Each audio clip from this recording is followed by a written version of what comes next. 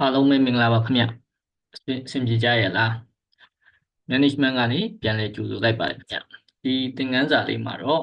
ကျွန်တော်ဘယ်အကြောင်းအရာတွေနဲ့ပတ်သက်ပြီးဆွေးနွေးပေးသွားမလဲဆိုလို့ရှိရင်ကျွန်တော်တို့ management area နဲ့ function တွေအကြောင်းကိုကျွန်တော်ဒီသင်ခန်းစာလေးမှာဆွေးနွေးပေးသွားမှာဖြစ်ပါတယ်အဲ့တော့ဟုတ်ပြီ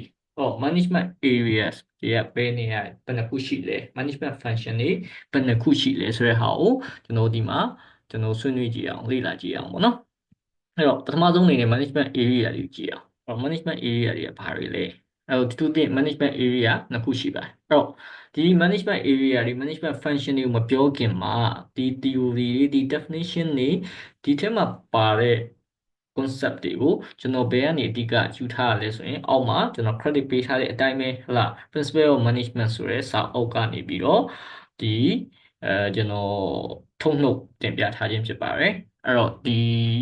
မူရင်းပိုင်ရှင်ဒီစာအုပ်ကိုလည်းကျွန်တော် credit ပေးပါတယ်ပေါ့နော်အဲ့တော့ကျွန်တော်တို့ဒီ area of management တွေကိုကျွန်တော်ဆက်ကြည့်အောင်အဲ့တော့ management area first area ပါလဲဆိုတော့ functional area ဖြစ်ပါတယ်functional area ဆိုတာကကျွန်တော်တို့နားလည်အောင်ပြောမယ်ဆိုလို့ရှိရင် department တွေကိုပြောတာပါmanagement function တွေဖြစ်တဲ့ကျွန်တော်တို့ marketing လား HR လား research and development လား sales လား operation လားမြန်မာပြည်မှာတော့ sales and marketing ကိုတွဲထားပြီးတော့ဌာနတစ်ခုနေနဲ့တာဝန်ယူခိုင်းတာမျိုးရှိတတ်တယ်အဲ့တော့ဒါမှမဟုတ်လေဒီ customer service တွေ operation တစ်ခုလုံးကိုလိုက်ပြီးတော့ဒီ coordination လုပ်ပေးရတဲ့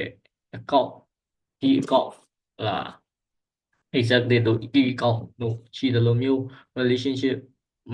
ဌာနတွေလည်းရှိပါတယ် customer relationship function တွေလည်းရှိတယ်ပေါ့နော်အဲ့လိုပုံစံမျိုးတွေဖွဲ့ထားတယ်ဘဏ်ဒီမှာဆိုလို့ရှိရင် credit department တို့ပါလို့ထားတာမျိုးပေါ့နော်အဲ့ဒါမျိုးတွေလည်းရှိတတ်တယ်ဒါအပြင်ကိုကျွန်တော်တို့ဘာတွေပါရှိတယ်ဆိုတော့ business development ဟာမျိုးတွေဌာနမျိုးတွေလည်းရှိတယ်ပေါ့နော်အဲ့လိုမျိုးဒီ specific area တခု specific ဒီတိကျတဲ့ဒီ function တခုကိုmanage လုပ်ရတဲ့ area မျိုးကို functional area လို့ခေါ်ဆိုလို့ရပါတယ်ကျွန်တော်တို့ဒုတိယ area ပါလဲဆိုတော့ general area ဒါကတော့ရှင်းပါတယ်အပေါ်ကဒီဌာနတွေအားလုံးကိုအပေါ်ကနေပြီးတော့ overall manage လုပ်ပေးရတာ overall ဘယ်လိုပြောမလဲစီမံခန့်ခွဲပေးရတဲ့ area ကို general area လို့ကျွန်တော်တို့ဒီမှာအကြမ်းမြင်သုံးလုံးလို့ရမှာဖြစ်ပါတယ်အဲ့တော့ဒီ level မှာဘာတွေပါမလဲဆိုရင် corporate development ကဏ္ဍတွေပါမယ် operation ကဏ္ဍတွေပါမယ်နောက် C level ပေါ့ C ဒီမှာဆိုရင်ကျွန်တော် position ရကျွန်တော်ပြောမယ်ဆိုလို့ရှိရင်တော့ဒီ CEO တို့ GM တို့ပေါ့နော် GM General Manager တွေနောက် Managing Director တွေနောက်ဒီ business head လို့ဟာမျိုးတွေပေါ့နော် business head လို့ဟာမျိုးတွေ operation head လို့ဟာမျိုးတွေ COO Chief Operation Officer လို့ယာတူမျိုးတွေကဒီအဓိကကန်ရတဲ့ဒီကန်ရတဲ့ management area general area လို့ပြောလို့ရမှာဖြစ်ပါတယ်အဲ့လိုပဲဟလာကျွန်တော်တို့ marketing department head HR department head ဟလာဒါမှမဟုတ်လဲ HR manager HR sorry sales manager sales has ဒါတွေအားလုံးကတော့ကျွန်တော်တို့ဒီဒီအဲ့ဒီလို position မျိုးတွေဒီလိုယာတူမျိုးတွေကတော့ functional area နဲ့သက်ဆိုင်တဲ့ management ယာတူတွေပဲဖြစ်ပါတယ်ဟုတ်ပြီအဲ့တော့ကျွန်တော်တို့ဒီ management area တွေနဲ့ပတ်သက်လို့ပြီးသွားပြီဆိုရင်ကျွန်တော်တို့ management function တွေကိုကျွန်တော်တို့လေ့လာကြည့်အောင်ဟုတ်ပြီတော့ management function အဓိက၄မျိုးရှိပါတယ်ခင်ဗျအဲ့ဒါကိုအတူတော့ POLC လို့ကျွန်တော်တို့သုံးလုံးလေးရှိပါတယ်အဲ့တော့ P ဆိုတာဘာလဲ planning O ဆိုတာ organizing L ဆိုတာ leading နဲ့ C ဆိုတာ controlling လို့ပဲဖြစ်ပါတယ်ဟုတ်ပြီ planning ဆိုတာဘာလဲကြိုတင်စီစဉ်တာကြိုတင်စီစဉ်နေဆိုတဲ့အခါမှာကျွန်တော်တို့ဘာတွေပါလဲဆိုရင် define as setting goals and deciding how to achieve them ဟုတ်လားဒီ planning စစ်မှာဘာတွေပါမလဲဆိုရင်ကျွန်တော်တို့ goals တွေဥတီချက်တွေရည်ရွယ်ချက်တွေ target တွေသတ်မှတ်တယ်ပြီးလို့ရှိရင်အဲ target တွေကိုဘယ်လိုရအောင်သွားမလဲဆိုတဲ့ဟာတွေကိုကြိုတင်စီစဉ်ရေးဆွဲခြင်းကို planning လို့ခေါ်ပါတယ်ဟုတ်ပြီဥပမာဆိုကြပါစို့ကျွန်တော် sales department အနေနဲ့ကျွန်တော်စဉ်းစားကြည့်မယ်ဆိုရင်ဒီနေ့မှာငါတို့ရောင်းအားဘယ်လောက်ရအောင်လုပ်မလဲဟာများသောအားဖြင့်ကတော့ကျွန်တော်တို့ရောင်းအားကိုအရေးအတွက်နဲ့ပစ္စည်းအရေးအတွက်နဲ့တတ်မှတ်လိရှိပါတယ်ဟုတ်ပြီဥပမာအရေးအတွက်ဒီ1000ရောင်းပါလားဥပမာကားစီး1000လားဒါမှမဟုတ်လေကျွန်တော်တို့ဒီဆိုကြပါစို့ပစ္စည်းခုရေ1000ရောင်းပါလားဒါမျိုးနဲ့ကျွန်တော်တို့တတ်မှတ်လိရှိပါတယ် ဟုတ်ပြီအဲ့လိုမျိုးဒီမှာထားပါတော့ for example ကျွန်တော်ဒီနှစ်ရောင်းအားအခုရေ3သိန်းရအောင်ရောင်းမယ်ဟုတ်ပြီအဲ့ဒါ plan မယ် plan ပြီးလို့ရှိရင်အဲ့ plan ကိုမှကျွန်တော်ဒီ plan လုပ်တဲ့အခါမှာဗာပစ္စည်းတွေအဲ့အခုရေ3သိန်းထဲမှာဘယ်လိုပစ္စည်းမျိုးတွေလဲဟာဥမာဆိုဆိုကြပါစို့ကျွန်တော်တို့ကအာဥမာ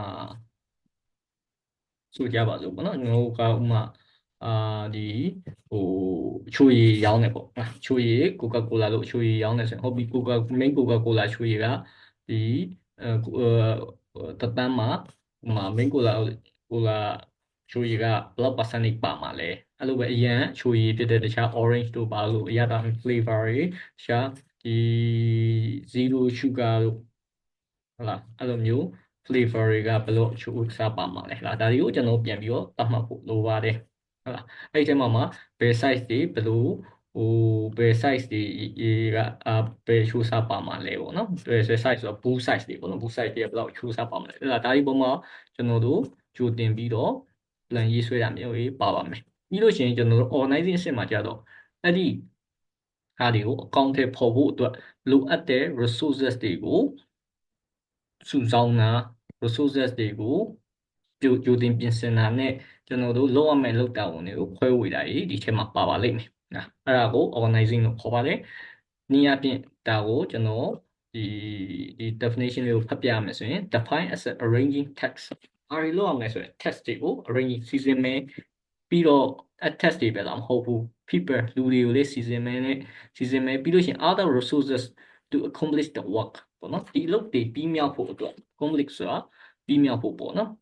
other resources အခြားအရင်းမြစ်တွေကိုလည်းကျွန်တော်တို့စုဆောင်းမယ်ကြိုတင်ပြီးတော့စီစဉ်မယ်ပေါ့နော်ဥပမာဒီပစ္စည်းတွေကိုရောင်းချဖို့အတွက်ကျွန်တော်ဒီပစ္စည်းကိုဖြန့်ဝေဖို့အတွက်ပေါ့နော်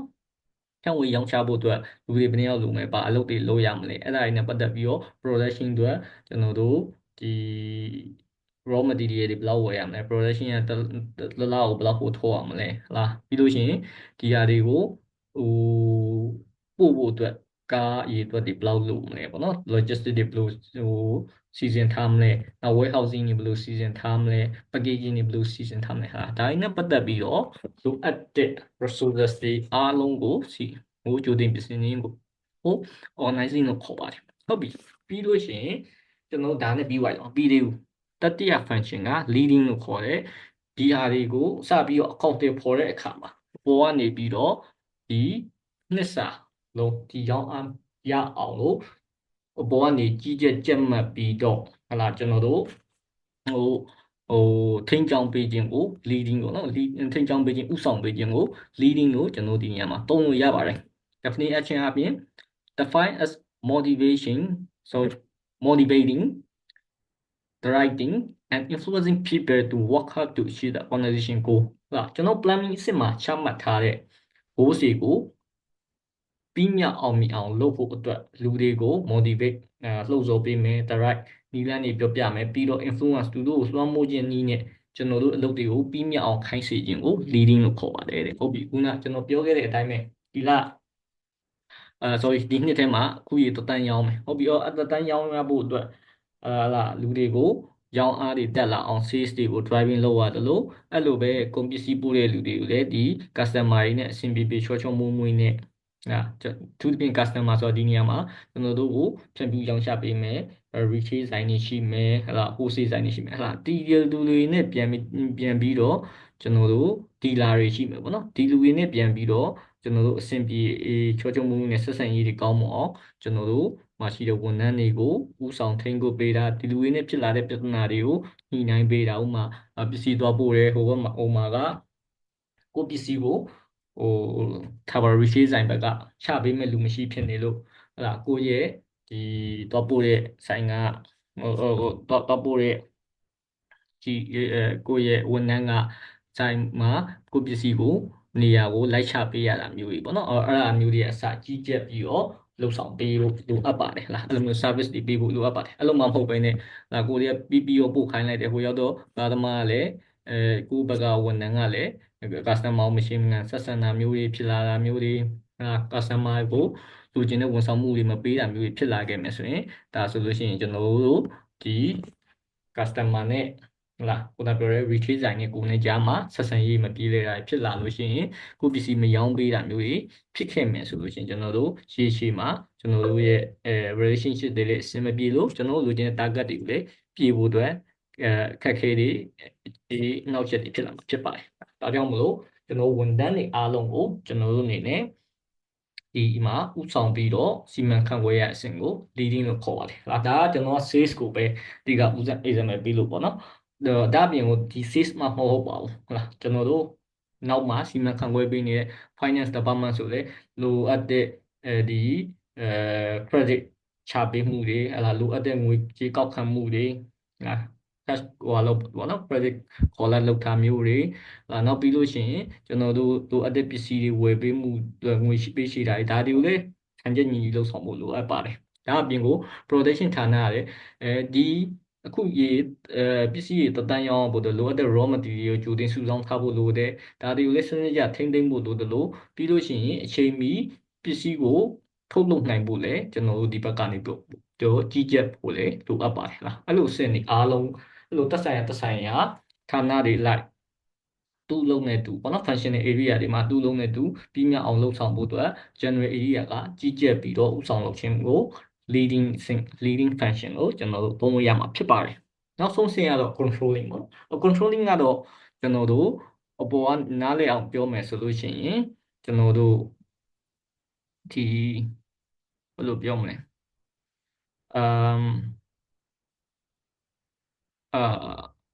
controlling ကထိန်းချုပ်တာတော့မဟုတ်ဘူးဗျဘယ်လိုပြောရမလဲထိန်းကျောင်းနယ်ပဲလေဒီမှာကျွန်တော်သုံးချင်တယ်ပေါ့နော်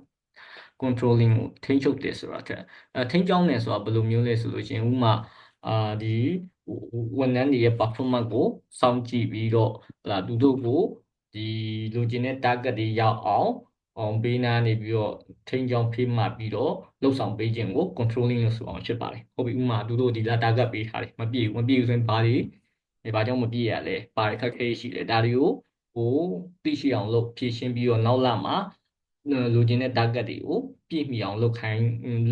ပြည့်မီအောင်လုပ်ခိုင်းတာမျိုးခလားပြည့်မီအောင်လုပ်နိုင်ဖို့သူတို့ကိုပံ့ပိုးကူညီပေးတာမျိုးခလားအဲ့လိုနည်းနဲ့ကျွန်တော်တို့ရဲ့တစ်နှစ်စာ goal တွေကိုရအောင်လုပ်ဖို့ကျွန်တော်တို့အနေနဲ့ထိန်းကျောင်းတက်ပေးခြင်းကိုကျွန်တော် controlling လို့ကျွန်တော်တို့ဒီမှာသုံးလို့ရမှာဖြစ်ပါတယ်တကယ်လို့ကျွန်တော်ဒီရားမှာမှားယွင်းခဲ့မယ်ဆိုလို့ရှိရင်လည်းအဲ့ဒီမှားယွင်းခဲ့တဲ့အရာတွေကို take corrective action ပေါ့နော်မှန်ကန်တဲ့ action ပေါ့ corrective action ဆိုတာကြတော့ဒီမှန်ကန်တဲ့လိုအပ်တဲ့ပြုပြင်ပြောင်းလဲမှုမျိုးတွေပြုပြင်ထိန်းသိမ်းဆောင်ရွက်မှုတွေကိုလုပ်ခြင်းရလဲဒီ controlling နဲ့မှာပါဝင်ပါတယ်တဲ့ဟုတ်လားအဲ့တော့သူ့ရဲ့ definition ကိုကျွန်တော်ဖတ်ပြရမယ်ဆိုရင် define as monitoring performance ဟုတ်လားဝန်ထမ်းတွေရဲ့ performance စွမ်းဆောင်ရည်ကိုစောင့်ကြည့်ပြီးတော့သူတို့ရဲ့စွမ်းဆောင်ရည်တွေကကျွန်တော်တို့ချမှတ်ထားတဲ့ goal တွေပေါ့နော် comparing it with goals ပေါ့နော်ကျွန်တော်ချမှတ်ထား goals တွေနဲ့တိုင်းရှင်ကြည့်မယ်။ OB သူတို့ performance ဥမာကျွန်တော်တို့ဒီလတဲ့ကိုဥမာfor example ပေါ့နော်တစ်နှစ်လုံးကိုတန်းရောက်အောင်မယ်ဆိုရင်ကျွန်တော်တို့တစ်လကိုဥမာတသိန်းရောက်လာမျိုးပေါ့။ for example ဒီလကိုတသိန်းသတ်မှတ်ထားဆိုရင်ဒီဝန်ထမ်းတွေရဲ့ရောင်းအားဒီလတဲ့ကိုတသိန်းတကယ်ရောင်းအားရှိရလားအဲ့ဒါကိုကျွန်တော်စောင့်ကြည့်မယ်အဲ့လိုပဲ salesman ကတသိန်းရောင်းလိုက်တာမှန်တယ်ဒါပေမဲ့ production ကတသိန်းမထုတ်နိုင်ဘူးဒီဟာကိုလိုအပ်တဲ့အရေးအတွက်တိုင်းလည်းမဖြည့်ဆည်းပေးနိုင်ဘူးဆိုရင်ကျွန်တော်တို့ salesman မှာအဆင်ပြေပေမဲ့ production ကအဆင်မပြေလို့ရှိရင်ကျွန်တော်တို့အနေနဲ့ဒီလိုချင်တဲ့ performance ကိုရမှာမဟုတ်ဘူးလိုချင်တဲ့ goals ကိုရမှာမဟုတ်ဒါကြောင့်မို့လို့အဲ့တခုကိုလည်းကျွန်တော်တို့ထိန်းချောင်းပြီးတော့ကြည့်ပြီးတော့ okay ကျွန်တော်တို့လိုချင်တဲ့အတိုင်း goals တိုင်းပြည့်မီရလားကျွန်တော်တို့